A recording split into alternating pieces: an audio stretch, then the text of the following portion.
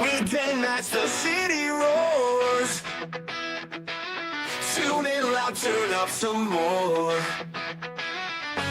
Cincinnati show, it's time to play. Sports with strawberry ice today. 5:30 sharp, don't be late. CTV, the sports awaits. Strawberry icy's on the mic, energy, it's pure delight. Every touchdown, every goal. Feel the pulse, it's in your soul. Cincinnati heartbeats strong. Strawberry ice will lead the throng. Every touchdown, every goal. Feel the pulse, it's in your soul. Cincinnati heartbeats strong. Strawberry ice will lead the throng. Feel the crowd, it's electric now. Shouting loud, they all know how. The CTV got what we crave. Sports with ice, it's waves and waves. Tigers strike and Bengals roar. Every game we want some more. Tune in and feel the thrill. Strawberry ice, he's giving chills. 5:30 sharp, don't be late. CTV, the sports awaits. Strawberry ice, he's on the mic, energy, it's pure delight.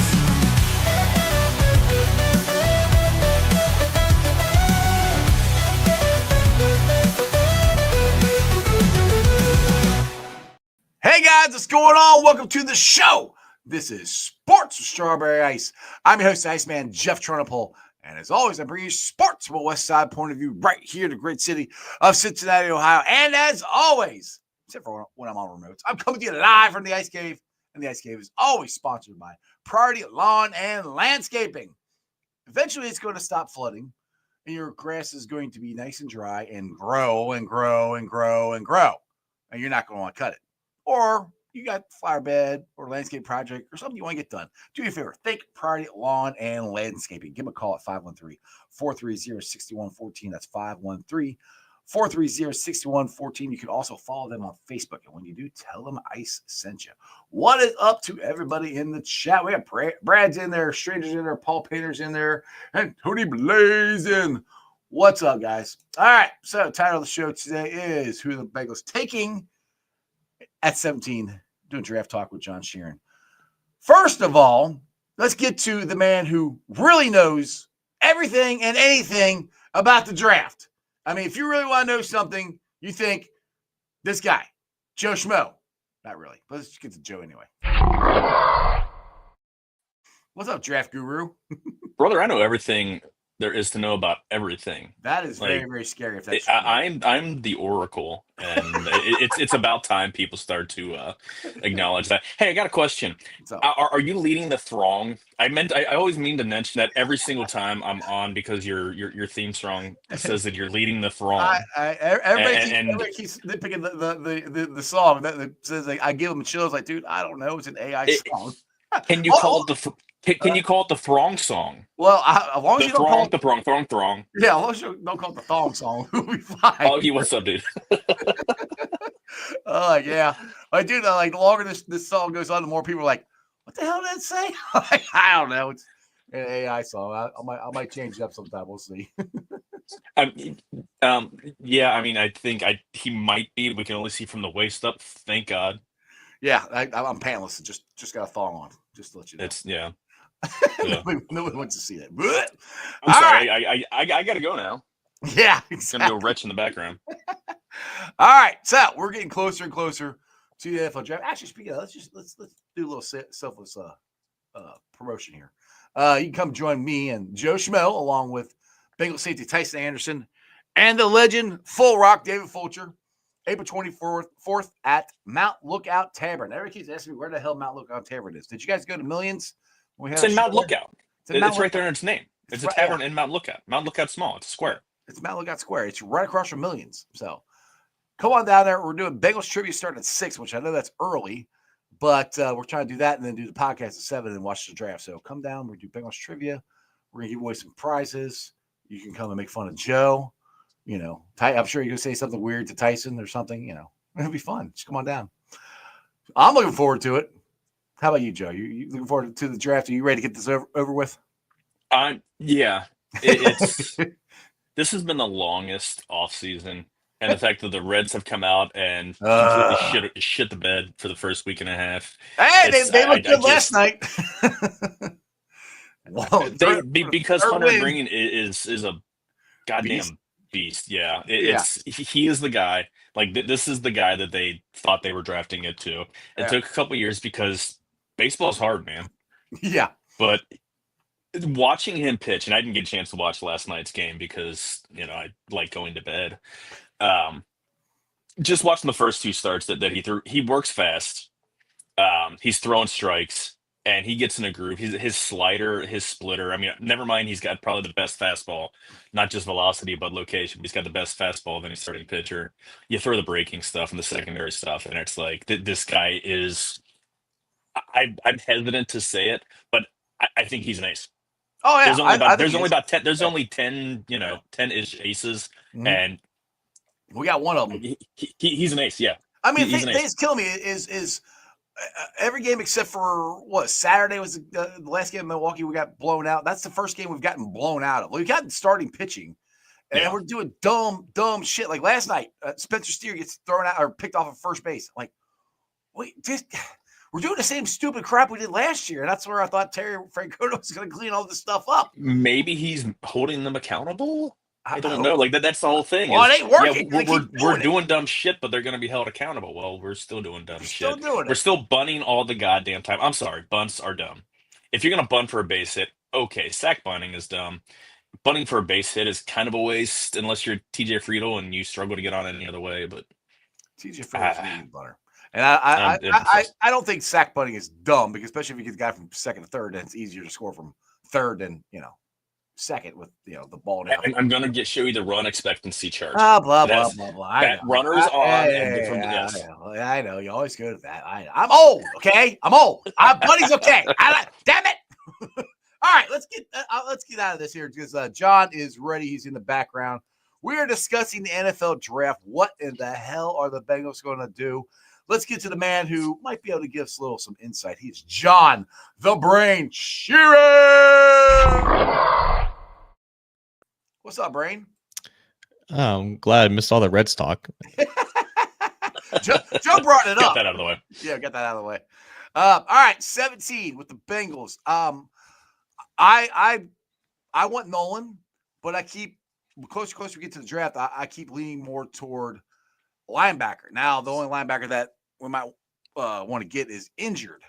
I'm not willing to take him at 17, but the linebacking position in general right now scares me because we don't have anybody other than Logan Wilson, to be honest, that's played any meaningful snaps. There's a lot of positions that should scare a lot of people, right? I mean, this is not the position that anyone should want to be in at this point in the offseason. Guard is desolate. It's a lot of just mid. Linebacker has Oren Burks, and I think that's fine. You need more than that. You probably need another safety if you want to actually improve from Geno Stone, which appeared to be something of a priority. But again, they just kind of sat in their hands and expected the market to be a certain way, and it wasn't because the cap goes up and their own evaluation and their prices don't. So that's the biggest talking point right now of 2 weeks into the draft. You have 6 picks. You have 3 in the top 100.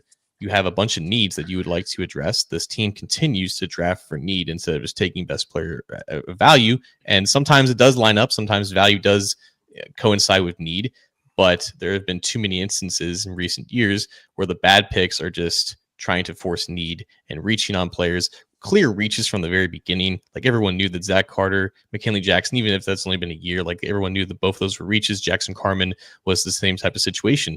You can kind of tell when a bad pick is a bad pick from the beginning. And very rarely does that end up changing after several years of time. But you're now entering a situation where, one of these positions, one of these needs is not going to be actually addressed. And it's just a matter of if they actually go out and get one of these free agents that clearly wants to play for the Bengals. Dalton Risner, Justin Simmons are like, hey, I would love to be a Bengal. Right. And that's clearly the strategy, right? That was what Orlando Brown had to do. Like, I want to play for you guys. Okay, take this minimum contract compared to what you're actually worth. And maybe that's their strategy. But it's a lot of waiting around and hoping that happens.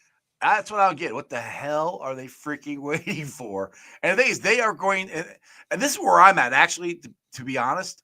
I want them to take BPA because every time they've ever, like you just said, every time they've ever reached, it is never, well, McKinley Jackson, we don't know about that. I think he's okay. Still drafted a little higher. We'll see what happens. Well, that's also a day 2 pick, too. We're not talking like. Right. Yeah. Not some of these other ones. But I'm to the point right now. It's like, I think BPA, I mean, I say BPA, I'll put the parentheses defensively because I don't, unless it's a guard, like wide receiver. If there's a really good wide receiver, I'd have a hard time picking them because we don't need one, but that's kind of where I'm at. Joe, what do you got? They put themselves in a position where they can't go BPA, unfortunately. They refuse to. Yeah, I'm not, like John was saying, like there are guys out there that fits positions that they need with, that they just refuse to sign. I'm sorry, Dalton Risner's been out there for 3 years. They haven't signed him yet. Right. He's been a need for 3 years. It's not as if he's getting top of the room or top of the position deals or anything.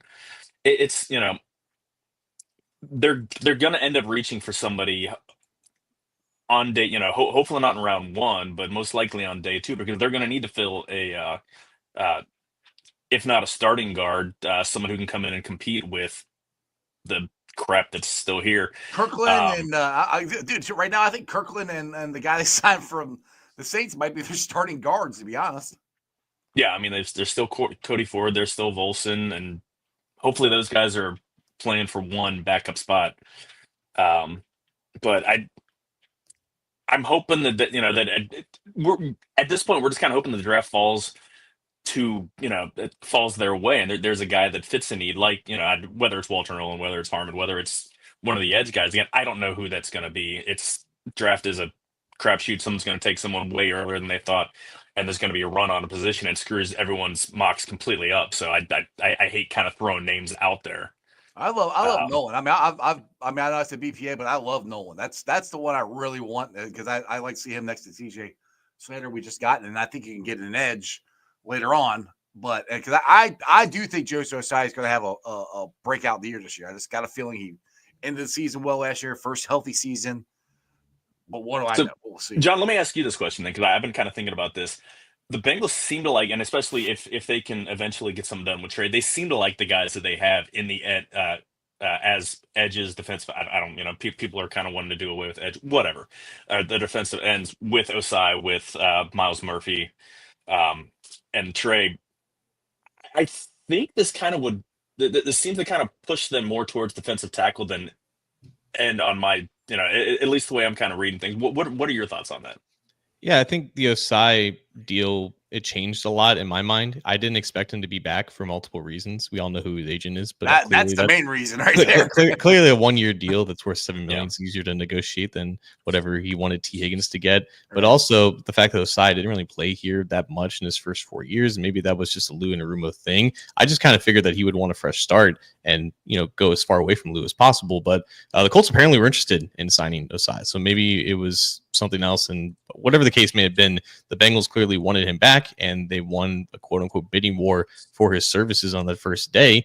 And they paid him kind of like, not necessarily like a bona fide starter, but someone that you would play starter quality snaps. And they want to get Miles Murphy more on the field more often. So those are your top three. They're still operating under the assumption that Hendrickson is going to be here at least for another year. So those are your top three edges that they're all going to get 400, 500 snaps. You could add like a rookie into that equation, and you don't have to rely on him to be like a Jared Verse type impact player immediately because he's just your fourth edge at that point. But yeah, I do think it did change the dynamic of an edge at 17. Before free agency, it seemed like a pretty big need when you had the Trey stuff kind of in limbo. But I look at defensive tackle now, and I do think that there is weight to expecting Chris Jenkins and McKinley Jackson to take a jump. You obviously need them to improve regardless of what you do in the draft. But I go back to what Duke Tobin said at the scouting combine, and he was very reflective on the lack of depth that was there last year when they suffered so many injuries in training camp in the beginning of the season. They had poor Lawrence Guy being brought out from the couch, like playing significant snaps. Like they don't want to go through that again, right?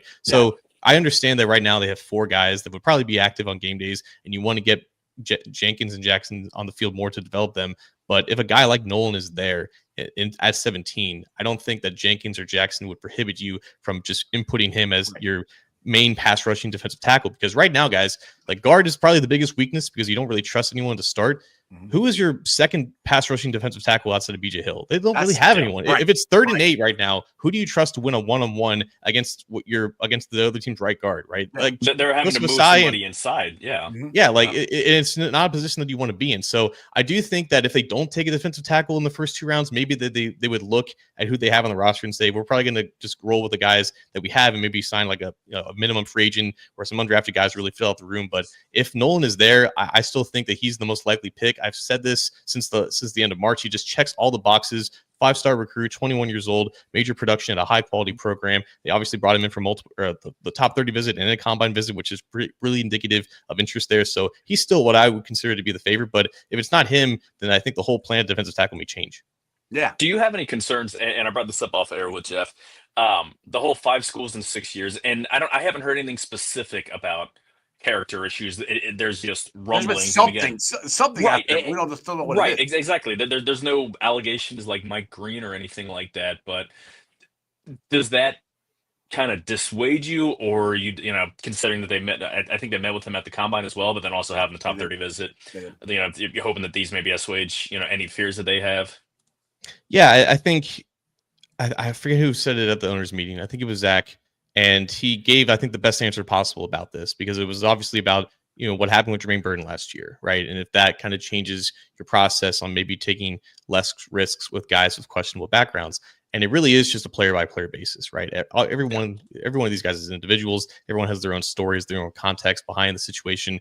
I've heard that, some teams are very much out on Walter Nolan for whatever reason, because there isn't anything on record about what happened. Obviously, Burton had the same situation where he changed schools a lot in high school. And obviously, if you don't get any, commending remarks from either Kirby Smart or Nick Saban coming out of college, you're probably not in a great place mentally. Again, we haven't really heard any specifics about that with Walter Nolan, so I'm sure that's one of the reasons why they brought him in for a private visit here, and I think it was on Monday when that happened. So they just kind of want to get to know him a little bit more. So that's definitely something that kind of lives in the back of your mind. But I really hate to kind of group these guys as like a collective, like these guys are all in the same umbrella of character issues, and sometimes it does end up being kind of what you fear to be, but sometimes it doesn't, and then you end up missing out on a really good player because of it. Right, and the problem is all 3 of the guys we talked about here, Green, Nolan, and then Pierce Jr., all of them have some kind of issue. So, I mean, every player that the Bengals, with the most talent that could be there at 17, almost all of them got something wrong. I mean, the linebacker for Alabama, it's not off the field, but his shoulder. So there's not, in my opinion, at 17, if you're going defense, there's not going to be a perfect guy there. They're going to have to take somebody with some kind of issue. Now, and to me, I'm with you. I think Nolan would be the perfect one to get. Josh said in the comments we need a 3-tech, and with put him next to TJ Slayton, I think that'd be as close to when we had Larry O and DJ Reader there a couple of years ago when we went to the Super Bowl, and then you have BJ Hill coming off the bench. That would help out BJ because BJ would get less snaps off of him. Like you just said, John, how many injuries we had? We still had that room would be filled with actual talented people that if one of them get hurt, okay, we put this guy in. I'm not as worried about it. We're not going to have to go get somebody off the street. So that would at least fix, I hate saying fix, but really help one room on that defense line. We need so much help on everything else. And like I said, if you can get consistent pressure on the quarterback, which Nolan would help you do that, that's going to help the rest of the defense out too, the secondary, stuff like that. So for me, Nolan's my guy, but we'll see. And then, like you said, you brought up guard. And I've been banging the drum for guard since day one of free agency. Why in the hell they won't go sign Reiser, or why they haven't signed him now? I have no clue. When the man literally came out, I don't remember what podcast it was or who, but he said, "I want to be a Bengal." Hey, this is Katie with the Bengals. How much? Why is that so hard to do? I don't get it. It wasn't even a podcast. He just found Malik Wright talking about him on TikTok, and then he commented like, "Yeah, I would love that." And then his wife commented on it too, so you could tell that it was actually him who said it. This is interesting because, like, I think Joe was talking about, like, he's been a free agent now for like 3 consecutive years, and he always signs really late in the offseason. He was with the Denver Broncos, then he been with the Minnesota Vikings for the past 2 years. 4 of his 5 seasons have been, or at least before this past year, Justin Riscati was on the staff. Justin Riscati is now the pass game coordinator for the Bengals. Riscati was I think, a quality control coach for the Broncos, and then the assistant offensive line coach for the Vikings. So if anyone in Cincinnati knows anything about Dalton Risner, it's Justin Riscati. They hired him last year. Reisner was a free agent last year. Maybe it was because they didn't want to have anyone challenge Cordell Volson. They weren't really concerned about that position, is why they didn't go out and sign him. But clearly now they are concerned about that position, but they still haven't signed him. So what does Riscati think of Reisner? Is there like some type of an opinion that he has that like, yeah, we probably shouldn't go after this guy? Or do they just not rate him because they don't rate guards correctly because they can't evaluate the position? I have no idea what it is, but I do think it was notable when Zach Taylor said, I don't want to make any proclamations about the position before the draft. We'll see how the draft goes. And if it doesn't fall our way, then maybe they'll look out and at least entertain the idea of signing someone like Reisner, but because now they know, at least on the other side of the table, that the interest is there. Yeah, that's good. It sounds like go ahead, Joe. Sorry, go ahead. And Brandon Scherf is sitting out there too. That's where I was going. He's still trying to decide on what he's going to do with his future. Now, I think Scherf's going to cost, not significantly more, but a couple million more than what you're going to get for Dalton. But sign them both. Screw it. Like, right. That's what that was my thing. Sign both of them.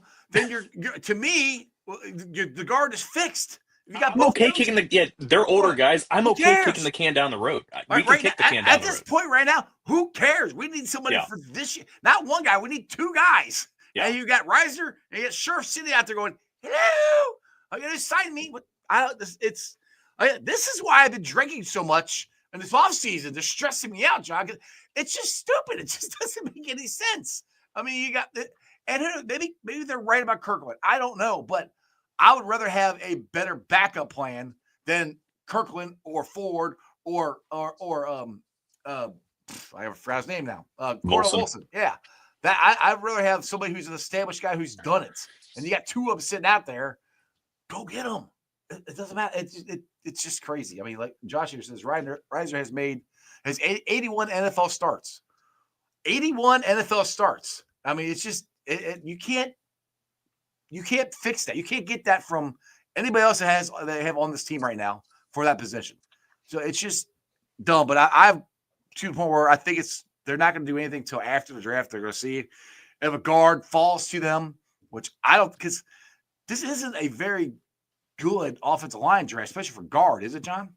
I think it's a little bit underrated. I think it's really athletic compared to maybe some recent years, and that is something to note because we're seeing more and more guys decline testing. So there was a lot of guys who did test along the offensive line. It is interesting how they are looking almost exclusively at college tackles, specifically left tackles that could move inside the guard. Who was the ones that I just tagged you in a tweet yesterday? They were coming in from Charles Grant. Yeah. So Charles Grant is another, like, he played in William & Mary, which is an FCS school, for 4 years, but one of the best athletes this entire draft in terms of offensive lineman. Has a wrestling background, so he plays with leverage, has a lot of length to his game. So typically, like, when you watch guys on film like that who are playing at that level, they just kind of dominate. They look like Michael Ord in high school, right? They're just bigger, faster, stronger than everyone else, kind of like Amarius Mims in high school. You see some of those clips. So like those measurables, I think, do matter to Scott Peters. You look at the guys that he drafted last year for the Patriots; they weren't particularly good, but they did look the part. And I think he kind of prioritizes the tools and the measurables that are preferable, and then he can kind of iron them out with the technique and everything like that. So Charles Grant may not be ready to start day one, which may prohibit them from actually drafting him. But I think someone who's built and can move like that would definitely interest a guy like Scott Peters, and also having the versatility to play guard and tackle, because above anything else, like, it doesn't matter if you're good at either position. The Bengals just want you to play multiple spots if you need to. Yeah. Right. The question I have is, does he have shit in his neck and is he last year? Like that's. I know Frank Pollock is gone, but the residual still kind of lingers. Does any offensive lineman on this team, aside from maybe Ted Karras, have that? Right? Like, it seemed like there was too many instances last year where Burrow got hit after the whistle and no one gave a shit.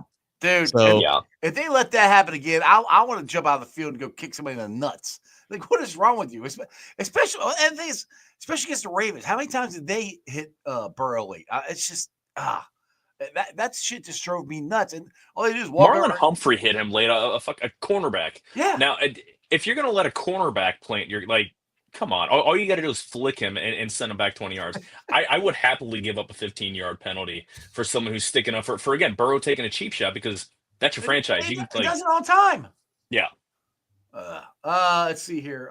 Josh had there's a question Josh had. I want to get Take Rutledge. Yeah, Rutledge. Yeah. What's your thoughts on Rutledge and where would he's would be in the second round? Would he? Love him.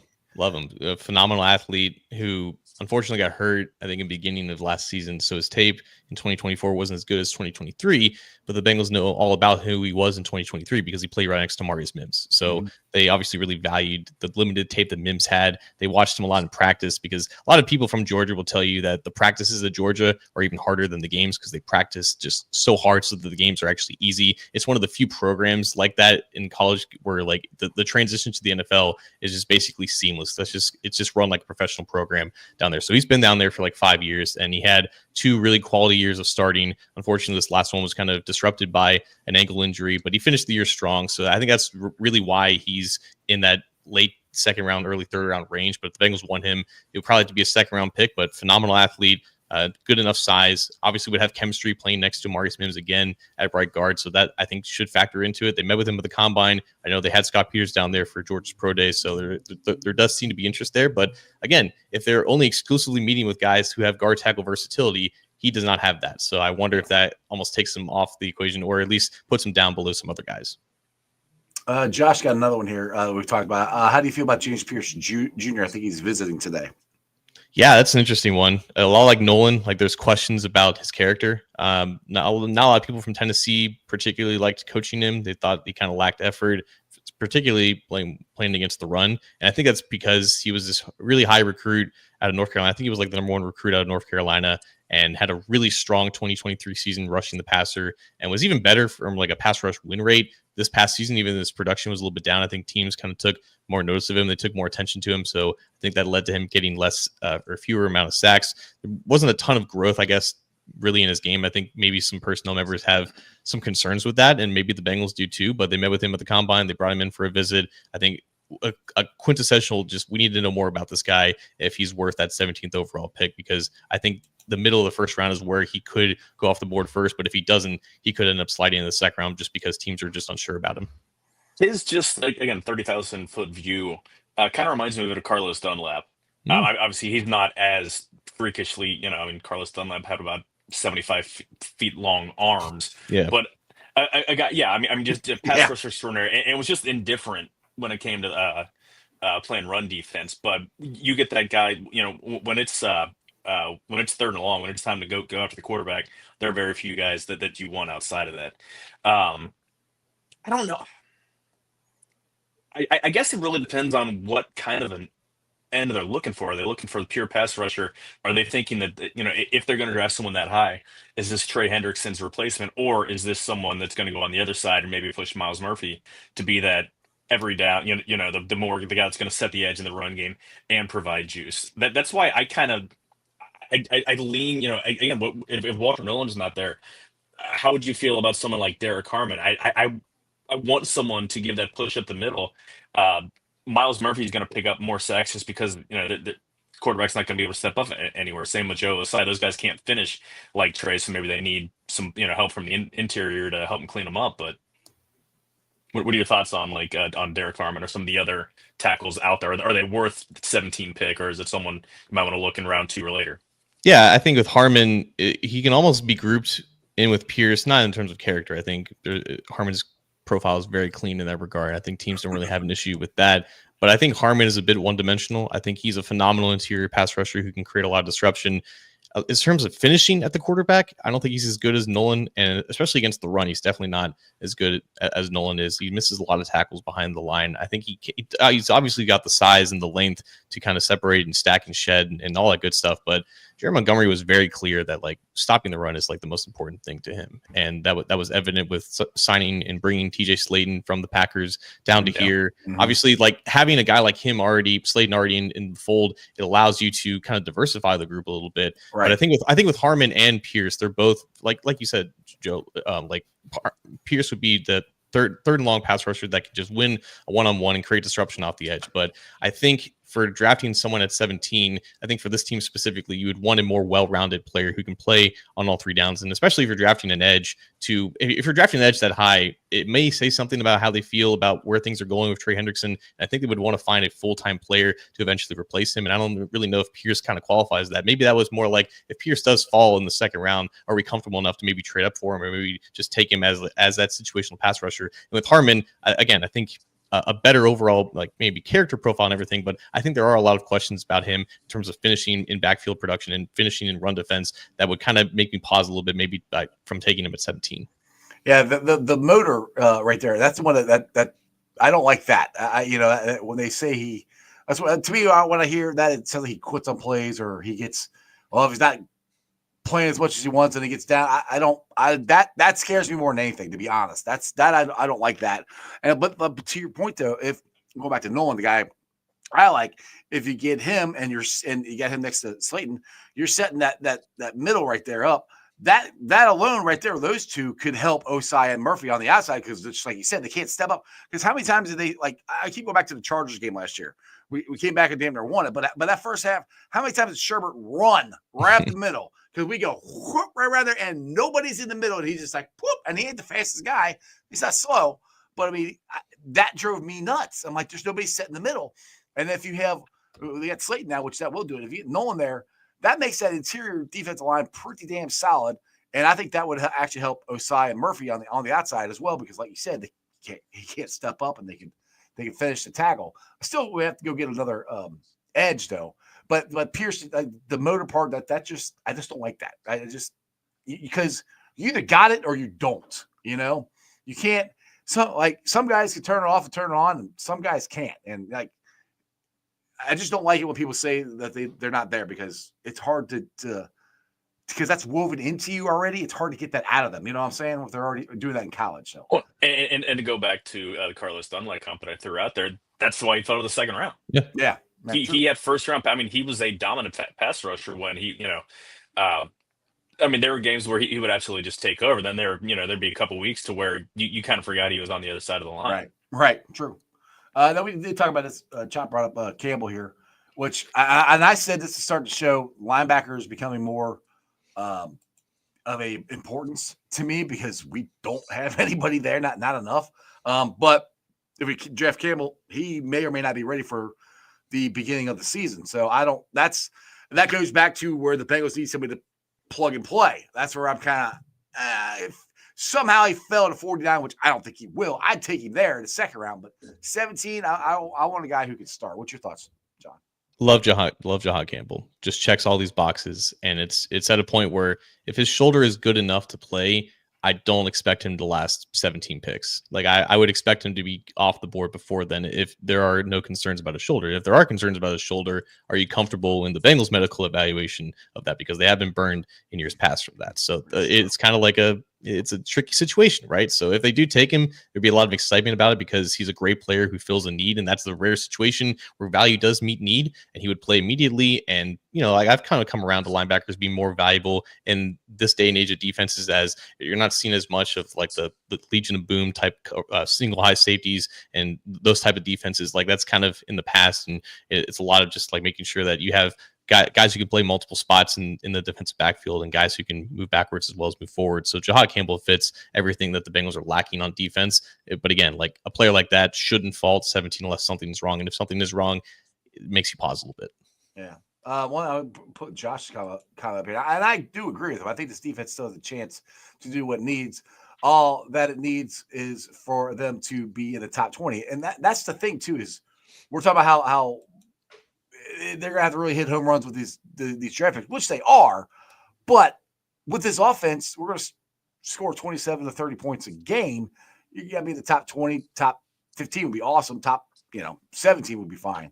I think we're ranked 15th. I think when we went to the Super Bowl, so we can get back to that. Which to me, again, if you can get consistent pressure on that quarterback, it helps everybody else out a lot. So yes, they can. In my opinion, yes, they can fix it good enough to make a run in the playoffs.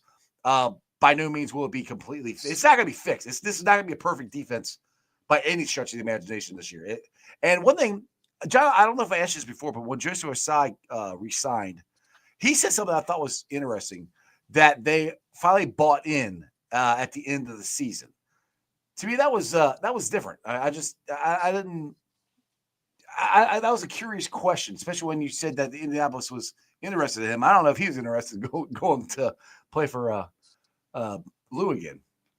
Yeah, I don't know how to feel about that. Obviously the results weren't there in the first 11 weeks, so you can kind of excuse like, oh yeah, we weren't really trying. You weren't trying in a very important season when your quarterback and receiver were having MVP type years. Yeah. Obviously something did click in those final 6 weeks, and it probably wasn't just, the quarterbacks that they play were terrible, like in backup quality. Like that definitely had an impact on it, but there was a very consensus type of like there were some schematic changes that were made and allowed guys to play faster and everything. And that definitely helped. Is that sustainable over a 17-game season when you're playing better quarterbacks and better offensive play callers? I don't know, probably not, but clearly it's a lot of buying into a lot of those changes that were made and bringing back a coach that clearly a lot of the players really liked and cared for and played hard for and really connected with. You hear a lot of stories about how Al Golden really connected with the younger players. That's why he's had such success at the college level, and that's exactly why they brought him back. So it's just banking on a lot of that. It's every single year, we all have these delusions of grandeur about the Bengals going all in and shoring up every single need so that nothing bad happens. And it's always just, if we just do this and this, and then maybe this happens, and maybe you get lucky. And that will always be the case. Unfortunately. Joe, what you got? Just kind of that you're spot on there. There's a lot of just hoping, and Jeff's almost 50. I'm in my mid 40s, and the fact that we still go in.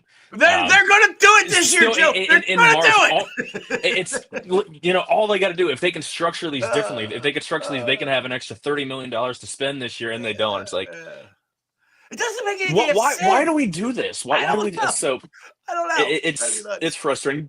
So let me ask you. And you talked about the first 11 weeks and then the last 7 weeks after that, or 6, whatever the break was. Do you buy that bounce back? Was that a dead cat bounce, or do you buy that the team, when they started playing the younger players, and obviously they were forced to stop playing Sam Hubbard because he got hurt, but do you buy that when they started playing the younger players, that's something to build off of, or is that? I do think it has something to do with it. I mean, they weren't playing the same offenses that they were playing earlier in the year, but they looked like a competent defense. They looked. Again, in that like they knew what they were doing. 16 to 20 range. Yeah, they look like 16-20 range, which is functional. Like that's manageable. Like if they're there and they have the offense we expect them to, that's playoff caliber team, and that's with Joe Burrow. That's a team that can get you to Super Bowl Sunday. Yeah, it was a lot of different factors. I mean, I don't think we should ignore the fact that they only beat the Cowboys because of pure luck on that final punt, right? That punt changed the entire season. That punt block doesn't happen. We're not. And then against Tennessee, they had some crazy turnovers, but that was just a crazy game in general, and it could have gone either way, and it shouldn't have been as close as it was because Will Levis has the IQ of an ant. So it was a lot of bad competition that they faced, and that definitely was foreseeable. And there could be some type of a defensive bounce back here, and obviously the offense was still clicking on all cylinders, and that's just kind of what happens sometimes. Like you just enter those stretches where everything kind of clicks, but at that point. It did seem like a lot of players and coaches knew that there were changes coming. It was just kind of, screw it. Let's just try something different here. And if they had done that maybe earlier, maybe they would have gotten to the playoffs. Right. That's what I never understood, because I love Sam Hubbard. I do. But he was getting all the snaps, and Miles Murphy was sitting there. I'm like, this is your number one pick from a couple years ago. Why are you not finding? That's what I'm saying. We're not going anywhere this year before they went on the winning streak. I'm like, you got to find out what you have in Miles. Give him snaps. Why are you not finding this out? It just blows my mind that they didn't do it. And we're still in the same boat. We're like, well, I feel better about Joseph Osai, and no shading against Max Murphy. Max Murphy. I do that every time. Miles Murphy. But I think Miles is going to be a good player for us, but we don't know because he didn't get any playing time. It's like, that's what was so stupid about this. And then Jordan Battle didn't get to start playing until almost halfway through the season. It's like, why? What the hell took so long? Once they started playing them more, then the defense started playing better. So I don't know if it coincided with that and making stuff easier or whatever the hell happened, but they did play better.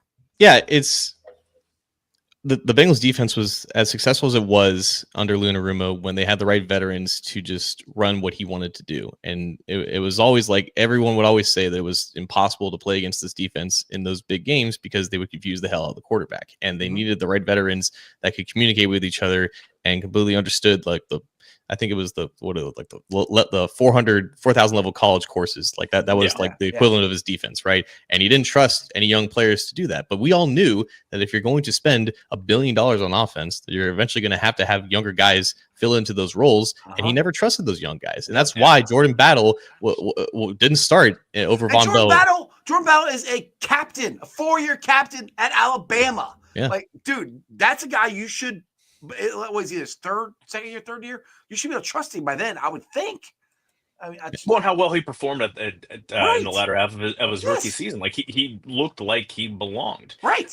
Is he an all pro? No, but he looked like a solid safety back there. And when he finally did get in there, it looked like he reverted, and it was I don't say forgot how to play, but didn't look like the same player because I don't know if it's a matter of confidence, what's going on between the ears, but it took him a while to settle back in, and then by the end of the year, he looked like a functional safety again. I'm not averse to upgrading that guy, if that spot's available, like Malachi Starks or somebody, but it's you never know. And then like when you compare like 2021 to 2024, right? It's that a version of Von Bell who's 3 years younger compared to 3 years older, right? And then Sam Hubbard, the same thing. Jermaine Pratt, the same thing. Like these guys will get older, they will regress. And BJ Hill, the same type of situation. And then like the free agents that they signed, Sheldon Rankins wasn't anywhere close to what Larry Ogunjobi was. They didn't have any other cornerbacks other than the younger guys. It was just a lot of you're trying to replicate the same strategy from 4 years ago when you kind of just struck gold in that one off season, and it wasn't sustainable. And to me, that's on Lou. That's where you could see by week 4, you can see this wasn't working right. And to me, instead of being flexible and trying to change something to put these guys in the best position to succeed, he's like, nope, we're just going to keep doing the same shit. It's going to work eventually. It's like, well, it's not, because these guys can't get there like they used to. So that was the downfall for me for Lou. It's like he wasn't willing to change. And like, you're going to have to, especially like you just said, John, when you spend so much money on offense, you're not going to spend the money on defense. And that will never happen here. They're never going to spend a ton of money on defense because they got so much money in the offense. So Al Golden's background of working with younger players, developing players in college and everything, hopefully bodes well for this. But in my opinion, right now they're putting an awful lot of pressure on Al Golden and on the offensive line coach because they really haven't given him anything. I mean, except for TJ Slaton and, the retread from the Saints. I mean, that's it. Yeah, and that's what concerns you about the draft. Like it feels like there's going to be a lot of obvious like targets with what they haven't filled in free agency in any of these roster spots, and you have to hope that whatever guys that he has his eyes on, like obviously Xavier Watts has been mentioned a ton, but you don't know if he's going to be there in the second round. I think he has enough of a background that you can trust whatever third or fourth round linebacker that he wants to bring in and develop. Like I think he's got enough, like that's his specialty. Like he was a linebackers coach here. So I'm not too pressed on potentially waiting on a linebacker there, but it's a lot of pressure on the guys who provide the pressure, right? And you just don't know if these guys are going to step in and develop with different types of coaching. Like you still want an infusion of talent there, and I think that's why a guy like Nolan would definitely be in consideration. Yeah, and you still have cuts, from when the training camp and all that stuff starts, and we say that every year. But it doesn't necessarily mean that they're going to cut a star. And they're like, holy shit, why they cut them and they go grab them? It's still a guy that in their system isn't working or is a step slower that you might be relying on to go get and come here and play better. And that's all not necessarily a good strategy either. But I do want to get Holmes' comment up here. When do we start holding people accountable for these poor drafts and placing the depth of the roster in bad situation? Hire better, more scouts. Like we are. The fan base is. I mean, the organization won't, because it's been Duke Tobin has been the personnel guy for how long has he been in that position? 15 years? Longer than that, I think. He's been with the team since '99. I think he's had this position since like the middle of the Marvin Lewis era. Yeah. There's no, I mean, this is the problem with nepotism. It's the problem with the Reds, with the Bengals. Like it's when you're hiring your kids or kids of people, I mean, he's a nepotism. Duke Tobin is a nepotism hire. I mean, his dad's been around football for years and years and years. there's no accountability. Yeah, they need to hire more scouts. I have a compact SUV, and I can drive the entire scouting department in my car with me driving. They have 4 full-time scouts. I mean, that's like the that's the lowest. problem right there. That's why their drafting is mediocre at best, because they're missing guys that they have so few eyes that are looking at these guys. They're missing either FaceTime with these guys to get some of the personality characteristics, or they're just missing something. All of these guys that Philadelphia pulls out of the draft. I mean, they pull like 4 contributors out of every single draft, and we'll go 4 drafts without getting one contributor. Well, because they've got a robust scouting department. Yeah, on top of that, we've swung and missed on the free agents the last couple of years, because when we built the Super Bowl team, we hit on a lot of free agents. Yeah. And the reason they're getting free agents is because they've whiffed in the draft. I mean, free agency is only, the free agency in football is totally different. Like you shouldn't be signing your core guys. No. Out of unrestricted free agency, these guys that you should draft. And because they've whiffed on the draft, they've had to bring guys in. And when those guys don't hit, I mean, they paid Sheldon Rankins, was it $14 million? Like they paid, like he got good, he got some good coin for doing nothing. What do you have, 2 sacks and then missed, half of the season with viral meningitis? Good Lord. Yeah, it was. And the thing is, back to the point with the free agents, when you're not drafted well and you're missing on your free agents, that's 2 sides of the ball where you're missing on bringing talent in. So I mean, then you've got the 2024 Cincinnati Bengals. Yeah, that's what's happened the last 2 years for me, is we've let too many guys leave and we haven't brought them any talent in. Now this year, say what you want, but they've kept their talent. They kept T, they kept Jamar. I still think they're going to keep Trey, but they brought in from outside 2 guys? No, 3 guys. The Eagles linebacker. Do you count Piran as like an outside guy? Oh, yeah, he's a reach. I mean, he's a reach. I like Samaje Piran. He's my wife's favorite player. But it's I forgot about what are you expecting from him? That's this many years in the league. That's 3 years from when he was on your team. Guys get older. Running backs don't turn the clock back. Like he's a good pass blocker as a running back, but we're just gonna run back guys from 2021. I don't get it. I'm curious what your wife likes about him. Like I have a thought in my mind. I think it's his physical characteristics. Mm-hmm. He's not a bad looking guy, and he can grow a lot better beard than I could ever grow. Yeah, I feel like his he may not be for everyone, but I feel like he is for some people. Yeah. Well, I see Joe's trying to get the beard out. He's been growing. No, this is as thick as it ever goes. It doesn't work that way. I say this all the time. This is all I can grow. I can't even grow anything over here. I'll be 50 in a couple weeks. I still can't grow anything over there. But I mean, yeah, I forgot about P. Ryan. But the point is like they haven't brought in. I still haven't brought in enough talent. I mean, to me, they are putting so much pressure on themselves for this draft, which is scary. I mean, honestly, they need to hit on all. And we only got 6 picks. They need to hit on all 6, or at least 4 out of the 6. If they hit out on 4 out of the 6, it's going to help a ton. But when was the last time they did that? 1990, 2020 was pretty close. Like those Burrow, Higgins, Wilson, and Davis Gaither. Played. Yeah. Well, I bring that up. Everybody goes, well, they took Burrow number 1 overall. They took Higgins the first round. Right. It's a lot easier. Yeah. They still drafted I discount. That's the guy says it to me all the time.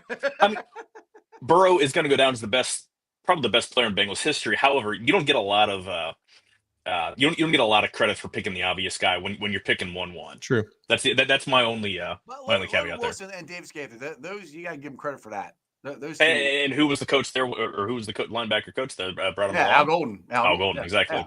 So it does make a difference, like because the Jags and the Browns and teams like that, they consistently pick at the bottom, and they never have draft classes like that. So it always separates the Bengals from the actual bottom of the barrel. Like they're always at least 1 tier above the actual poverty teams. But like it's the bare minimum. A little bit above. Speaking of that, I heard this on the news today. Did you hear that there's going to be there's a Columbus?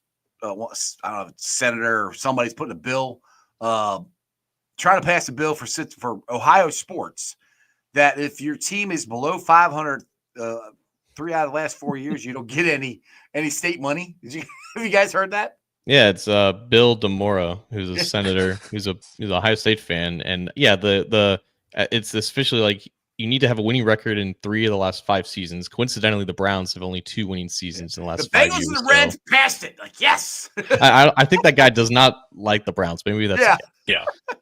Well, and when they're trying to petition the state to give them $600 million to build a stadium, like, well, first off, if you guys are gonna consider that, there better as hell be a $600 million check for the Bengals. That's all I gotta say.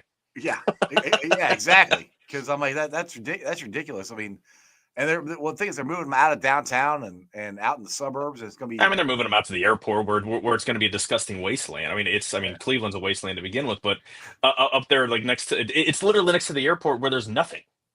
It's going to be, unless they're going to build a huge complex that's going to be really full for 10 days a year.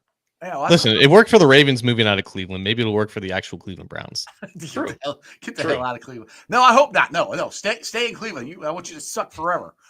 Yeah. That's what we seem to have kind of got our mojo back against the Browns. It was whatever reason Burrow struggled, but it wasn't like they ever freaking blew us out. There were a couple blowouts, man. The Halloween game sticks out. That was rush home from freaking freeze my ass off trick or treating with my youngest, and then sit down on the couch and watch that pile of shit. Yeah, that one. Well, I put that one out of my mind. Okay, I forgot about that. Thanks for bringing that up. That was like the Andy Dalton 0.0 quarterback rating game. That was a Thursday nighter, I think, against the Browns, wasn't it? Yep. That was the highlight in Bengal history right there. That was okay. So let me ask you, John. How much of the draft outside of the Bengals do you pay attention to in terms of? I mean, obviously Bengals aren't going to be picking a quarterback. There's some spots that they aren't going to be picking. How much are you up on that? I like to stay up to date as much as possible.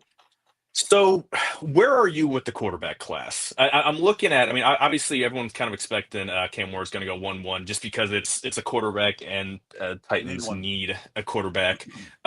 But I'm looking at everyone's like big boards and whether it's PFF or The Athletic, and I know Brugler's coming out with the Beast, I think tomorrow, which is such an exciting, sexy day.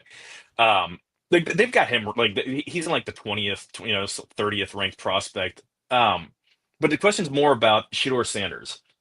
Should anyone touch him before round 3? I threw out the comp of him being Andy Dalton, and I've seen other people kind of throw that around. I said that, and I can't remember who it was. I brought that up with one of the Twitter Bengals gurus, and he said it's laughable that Dalton's 5 times better than he is. What do you think about him? Is it just? I don't know. Obviously, his name carries a whole lot, and the fact that there's a quarterback and quarterbacks are going to go high regardless. But it's not a 1-to-1 comparison to me because, like Dalton, I think he doesn't get as much credit for the college quarterback that he was at TCU. Like he was there for a while. He was like the 2-time Conference Player of the Year. He beat J.J. Watt in the Rose Bowl, and that was a really, at least on paper, it was a strong class in 2011. Yeah. That was before we knew that Blaine Gabbert, Jake Locker, and Christian Ponder were busts, right? So, the Bengals got really lucky with Dalton falling to the second round. He probably should have went earlier, looking back at what his career ended up being. I think play style wise, there's a lot of similarities. I think that's where the comparison comes from. But I think Shedeur, obviously, being Deion's son, there just comes like that attention, and there's a lot of narratives with that. They think that he's just like the same person as Deion is. And maybe that's not like, maybe there are some similarities, but I do think mentally he does have what it takes to kind of put a franchise on his back. Whether or not he's talented enough to take them a la what Joe Burrow did with the Bengals, that remains to be seen. Like that's an insane bar to have. And maybe that's why he's not going number 1 overall, and maybe not top 5 in general. But no, like I think if I really needed a quarterback and he was there on day 2 and early day 2, like I would be all over him, to be honest. So do you think I'm not going to be surprised, but I can see either the Giants or the Browns taking him. Do you see him getting past them? Yeah, I think at this point, like it's tough because I hate this time of year. Yeah, all the information that we know before like the last 2 weeks is 100% more accurate than the final 2 weeks leading up to the draft because it's just a bunch of narratives and agendas that are pushed out by quote unquote league sources, which are just team employees just trying to get their guys to fall to them. So anything that you hear now, I typically don't believe, but it does seem like there has been a shift with the Browns going to Travis Hunter, and like the Giants and how they address the quarterback spot does tend to lead like maybe they're keeping their options open. It wouldn't surprise me, obviously, if Shedeur went to the Giants and they just said we need a quarterback in the future and he's the best one here. Maybe that's the case, but it's definitely possible. But again, like I try to not take everything that's said from here till the draft as gospel. What scares me is the who's the pass rusher from Penn State? Abdul Carter. That scares me if the Browns get him. No, I don't think they're going that way. They just dumped in so much money. Now, granted, I mean, drafting have him is a good way, but I think they're going Travis Hunter. See, my hope is that Shearer Sanders is still around when the Bengals pick, and somebody might want to jump back up, like the Giants might want to trade back up because it give the Bengals 2 more swings in the draft. What about the Steelers? Because a lot of people got Jackson Dart going to the Bengals are not trading with Steelers. I do not see that happening. Well, no, that's a good fit, like in terms of the pick swap. Well, Steelers are picking ahead of us, aren't they? They're 21. No, they're 21. Oh, they're behind. Okay, never mind. I thought they're ahead of us. Never mind. Because I mean, I could see the Steelers if Shedeur Sanders or Dart is there, they're taking him because they do not have a quarterback. They had Rudolph the Red-Nosed Reindeer there. That's it. That's the one they got. Look at the Dustin's $5 super chat. Appreciate it, brother. Al Golden's defense almost felt like they built from the back forward. Playmakers, safeties, and linebackers. Sticky corners aligned with pre-draft speculations. So you're trying to say they think they're going to take a corner first? Is that what you're trying to say there? Am I reading that wrong, Ray? What do you guys think about that? I think, go ahead, Joe. I was going to say, I'm trying to think. I think he's just saying that like the way that they're built, whether or not it's going to do with what they're going to draft corner or anything like that. But he likes building from the defensive backfield forward and then with linebackers. I don't know. I haven't heard anything specific for Bengals speculation anywhere. I mean, they're I heard anything about cornerbacks. Yeah, I mean, they're the most tight-lipped organization anyway. I mean, nothing would surprise me. They love their first-round cornerbacks. They got a long history of drafting those guys. But, I mean, they have so many needs on every level. Just get, pick the best guy. I don't think cornerback is a fit from where they're going to be. I said if I think our cornerback, not that our cornerback room doesn't need to be fixed or added onto. I don't think it's all that bad. As long as Cam Taylor-Britt gets back to where he was, you got DJ Turner, Dax Hill, all these guys they come back and they're healthy. Like I keep saying this, if you get pressure on the quarterback, it's going to help the secondary.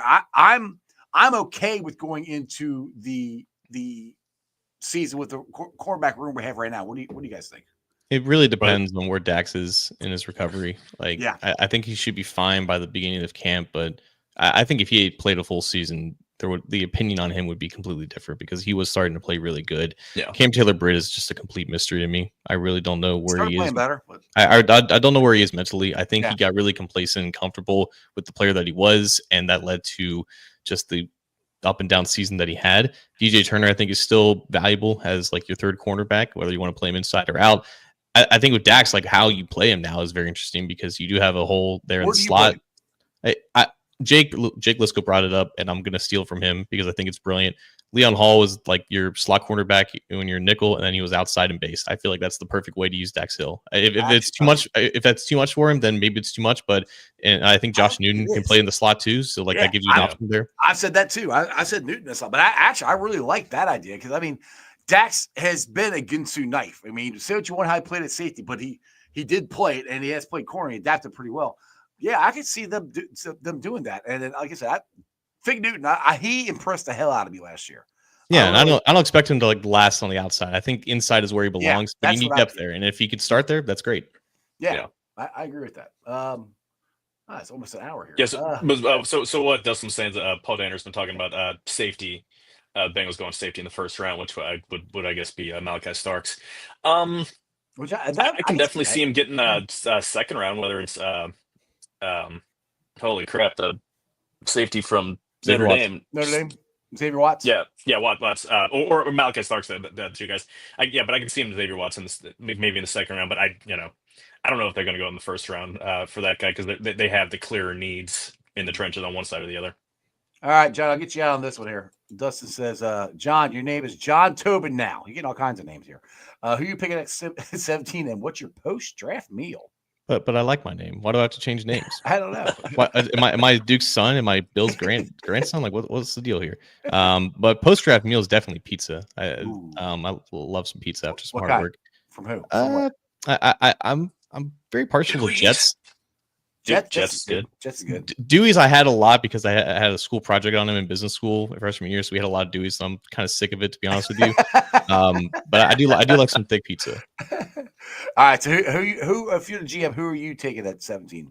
It's so tough when you don't know the first 16 picks. Exactly. Just pick. No, someone asked me in my dream scenario in a Q&A, and like if the NFL completely overthinks Mason Graham because he's too small, I would love to trade up a couple spots for him. I think he just fits perfectly for what they need. But yeah, like Nolan is going to be up there. I'm okay with drafting Malachi Starks to be a free safety because that's where he played his best at Georgia, and that's why like there was some inconsistencies last year because they moved around a little bit too much. Jahan Campbell would definitely be in the conversation if his shoulder's all right, but if his shoulder's not fine, then that clouds it. And then Kelvin Banks would be the offensive lineman that I would target there. Just plug and play at left guard with the tackle versatility would be perfect. Awesome. All right, John, I know you were finishing up an article before you came on here. Plug some stuff before I let you go. Yeah, just follow the articles at a2zsports.com/Cincinnati and then YouTube content at A to Z Sports Cincinnati, along with the Orange and Black Insider Bengals podcast with me and the Godfather. The Godfather, Anthony Cosenza. You gotta kind of say it like that. All right, Brain. Appreciate you, brother. See ya. It's called Joe. Brain. John Brain. Okay. Yeah, you got John Brain. I thought I heard Brad. I'm like, wait, you confused me. No, Brain. John Brain Sheeran and the Godfather, Anthony Cosenza. I just like saying it like that. So, Hude Bruce says Campbell's the next Ray Lewis. Should we ask where his white suit is? I said, I mean, to start this out, like I said, linebacker is more concerning to me, but damn it, I really like Nolan though. And like, if Campbell's shoulder is okay, he's not going to be there at 17. So we're not going to have to worry about that. I don't think. Maybe not. I'm looking, and this is me. I'm looking more at value with your first pick. I mean, there are specific spots. There's the offensive line. Like I'm not a fan of drafting the tight end in the first round. I'm not a fan of drafting the safety, a running back, and linebacker. Again, if that guy there, that generational guy is there, cool.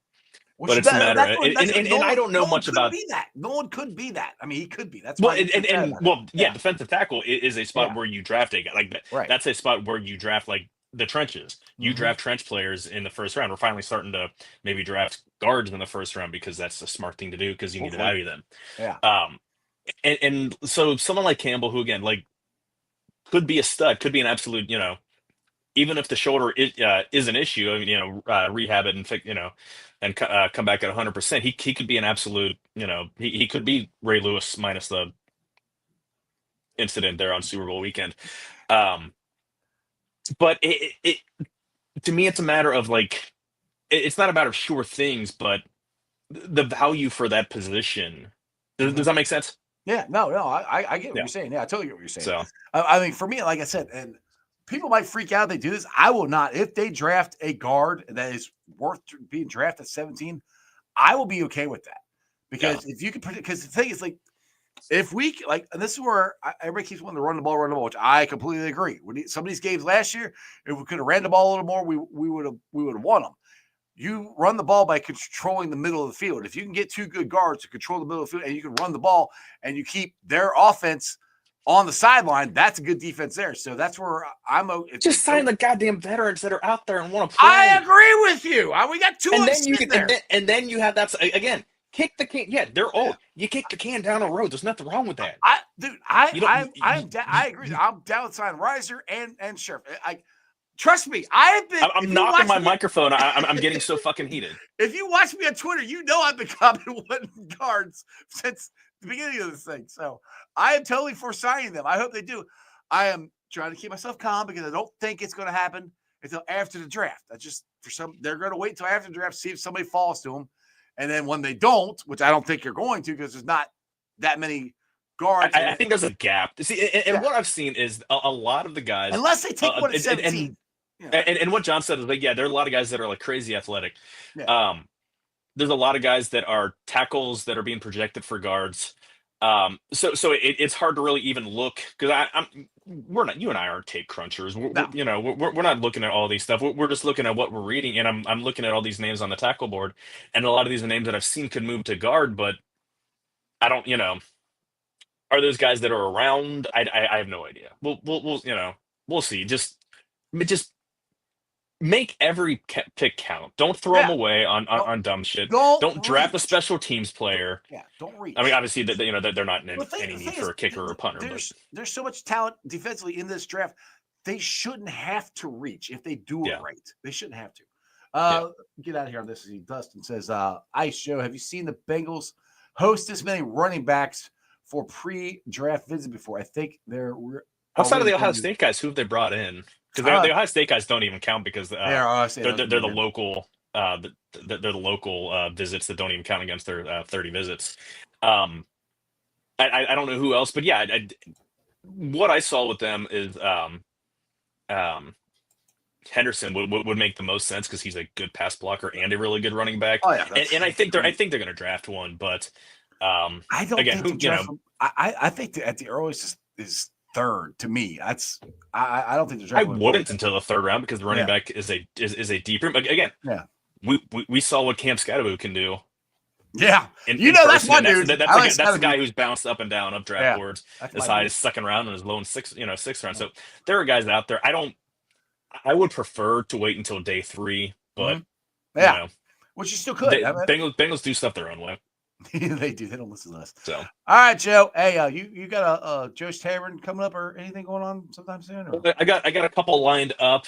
I'm not going to announce anything. I'm going to say slacking is the wrong word. Just with everything going on, it's hard to get everyone pinned down. It's hard to do a show every day. I know it's tough. You talk about the same shit day after day after day. Well, you talk to different people about it, so you get different opinions. But anyway, you got something coming up. Make sure you guys subscribe to Joe's Tavern. It's on YouTube. You've had you got 2 shows up there now? I got 3 shows up. 3 shows. So first one was Cam Miller. Second one was our boy Tim Daniel. Who's the third one? Paul. Who Day UK, Paulie? Oh, that's right. I didn't see that one yet. I gotta go watch that one. I forgot about. We did we had some TV talk too because he his day job is writing about TV. So there you go. Go check that out. All right, Joe. Well, I will definitely see you next Tuesday, and we're 2 weeks away from our draft party at MLT, so it's gonna be a lot of fun. And you'll see me on Saturday. Yes, you see me on Saturday because we're going to celebrate how old I am. Come to our draft party at Mount Lookout Tavern. Our special guest is going to be Tyson Anderson, Bengals State, along with Full Rock David Fulcher. Bengals trivia starts at 6. Podcast starts at 7. Come there and make fun of this guy a lot right here. I'm an easy target. Exactly. All right, Joe. Appreciate you, brother. See you guys. See you. All right, guys. As always, I hope you enjoyed it as much as I did. We'll see. We'll see what happens at 17. Like I said, when I say I want them to go BPA, I don't want them reaching for anybody. And like I said, defensively, in my opinion, there's enough guys there that they'll be able to draft their needs along with the best player available. I think that's just my hope. And again, if they draft a guard at 17, I will be okay with it. But just go out and sign Reisner and sign Scherf. I swear, if they could just sign those 2. Do you realize how good our offensive line could be? I mean, in my opinion, nobody would touch Jackpot Joey, and we could run the ball and we could sustain drives. And oh my God, I'm getting excited just thinking about it. Just please go sign those 2. That would be awesome. Like I said, like Joe said, go kick the can down the road, or draft one in the 6th round, or develop them. I don't know. We'll see. Natty, can the Reds win tonight? I hope so. So just like you said, I hope so. All right, guys. Like I said, I've been live streaming on ZTV, online, Facebook, YouTube, X, and Twitch. You follow me on all of those, along with Instagram, Threads, and TikTok. Okay. Click on 2 things here. Sponsor of the show, shout out to them. Priority Lawn and Landscaping. It's going to stop. Well, it stopped raining. It's supposed to rain a couple more days, but the grass is going to grow. Your flower beds need to be cleaned out. Your weeds need to be trimmed. Do me a favor. Contact Priority Lawn and Landscaping at 513-430-6114. That's 513-430-6114. You can also follow them on Facebook. And when you do, tell them Ice sent you. Also, show is brought to you by T Properties. You're looking for a rental property? Check out T Properties at www.tpropertiesllc.com for all your rental property management needs and your rental needs. Even if you have a rental property you don't want to manage anymore, give T Properties a call. You call them at 378-9851 or check them out at the website, tpropertiesllc.com. Also, the show is brought to you by Hail Marys from all West Side peeps. It's your ticket to the game right in the heart of Cheviot. Big ass TV screen, beer specials, food trucks. It's an awesome, awesome place to go check out the draft. I recommend you go there if you're not going to go to MOTs. Go check it out. Hail Marys, your ticket to the game. Also, the show is brought to you by Meyer Windows and Doors. I got them in my house. I highly recommend you get them in yours. They are easy to clean, good-looking windows, energy efficient. And the best thing is you can meet Matty Myers in a Jackpot Joey Mobile. It is awesome. Check them out at MeyerCincinnati.com for all your window and door needs. Like I said a couple times, we were doing the draft party at Mountain Lookout Tavern. Our special guest, Tyson Anderson, April 24th. Podcast starts at 7. Bengals Trivia is at 6. The draft is at 8. We'll be hanging out all night long. And then the next day, come on over to the Folding Warehouse for Project Game Day's draft fundraiser in support of sending individuals with disabilities and military vets to Bengals games. $30 a ticket. You get Folding. You get Midwest Best Barbecue. You get Gold Star. It's April 25th from 6 to 11 p.m. You want to get tickets? You can Venmo them at Project Game Day or PayPal, projectgameday@gmail.com. Also, I don't have the graphic up here, but the Jackpot Joey golf outing is sold out, baby. We sold out again. Corey Dillon's going to be there. I'm working on some other ones, talking to Tyson Anderson. Who knows? We'll see who we get there. We had so much fun the last couple of years. Come on out. If you're not playing golf, come on out and hang out. There's going to be stuff to bid on, stuff to do. We have honestly a great time, and it's all for a great cause. All the money goes to the Joe Burrow Foundation. So check that out. I appreciate you guys. I think that's about everything. No show tomorrow. I got stuff going on, so I will be skipping tomorrow, but I'll be back Thursday. Thursday, I got Trags. My Tragos will be on, and Friday's going to be a fun show. I got Harrison the Comedian, and Hood News 75 is going to be on, so we're going to have some fun on Friday night. Other than that, as always, remember, Houday for life. And that's just sports, baby. See ya! Weekday nights, the city roars. Tune in loud, turn up some more. Cincinnati show, it's time to play. Sports with strawberry ice today. 5:30 sharp, don't be late. CTV, the sports awaits. Strawberry ices on the mic, energy, it's pure delight. Every touchdown, every goal.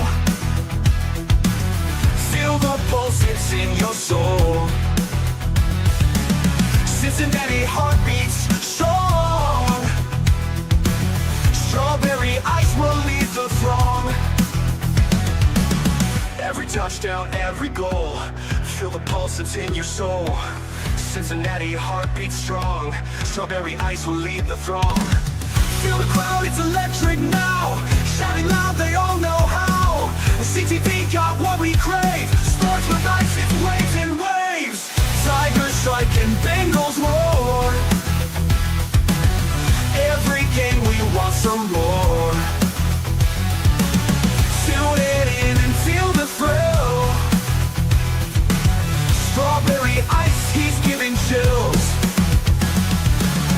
5:30 sharp, don't be late. CTV, the sports awaits. Strawberry ice, he's on the mic, energy, it's pure